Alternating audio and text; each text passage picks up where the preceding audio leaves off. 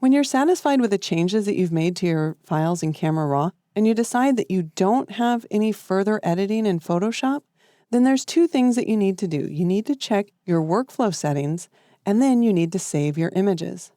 So let's take a look at the workflow settings, and we'll run through two scenarios. The first scenario is we're going to prepare this image either for the web or to email to someone. So that tells me that the color space should probably be dropped down to sRGB. And I'm probably going to save this as a JPEG, so we can change this to 8 bits. Although when I choose to save to a JPEG file, the JPEG file doesn't actually support 16-bit, so it would go ahead and limit the bit depth anyway. Then I can choose my file size. In this case, I'll go with the smaller file size here, and I can also resize when I save the file. We'll take a look at that in just a minute. As for resolution, I can go ahead and put in 72 pixels. It really doesn't matter the resolution because the total pixel count is what matters because that's what's going to be viewed on screen. Now, if I want to sharpen it, I'll go ahead and choose for screen, and the amount is standard. Click OK, and then we'll go to the Save Image options. Here I can choose where I want to save my file. I'm going to save it in the same location, although we could save to a new location, in which case we could navigate and select our destination folder. For now, we'll just save it in the same location. I could rename this, but because I'm going to save it as a different file format, as a .jpg for JPEG, I'm not going to rename it because I like the names to stay consistent so that if somebody asks me about a certain file that they saw on the web, I could then look at my high-resolution file that would have the same name. Now, for format, let's change this down to JPEG, and we can choose what metadata we want to output. In this case, we might only want to output our copyright information and our contact information, and then we can set our quality. Now, quality and file size are always going to be a trade-off here. If I decide to set the maximum quality to 12, I can do that no problem, and the image will look great, but the image will also be larger. If I know, for example, that the person that's going to be viewing this is on a slower machine and it will take longer to download, then I might want to compress it a little bit more, maybe choosing just high as opposed to maximum. And I've just realized that you cannot actually resize your image here in the Save options.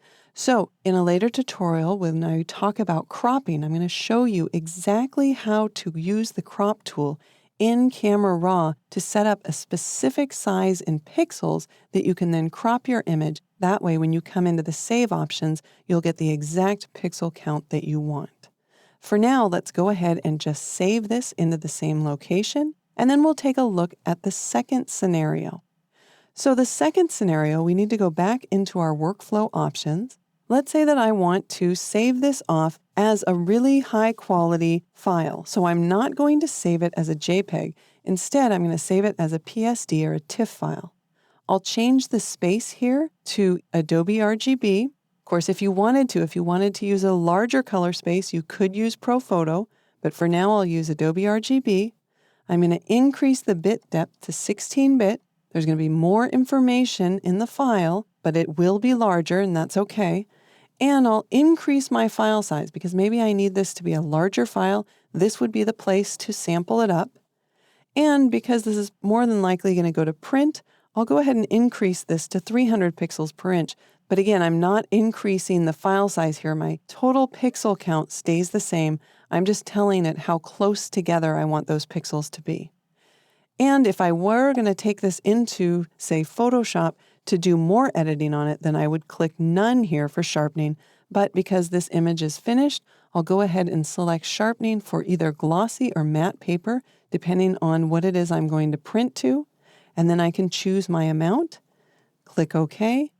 And this time when I choose Save Image, instead of saving as a JPEG, I'll switch this over to either TIFF or Photoshop, choose how much metadata I want to retain in the image, and I'll save it in the same location with the same name and click Save.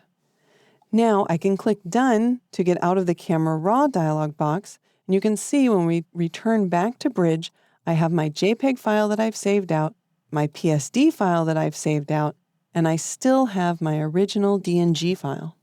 As you can see, that's an excellent way to quickly process and save your image directly from Camera Raw when no additional edits are needed in Photoshop.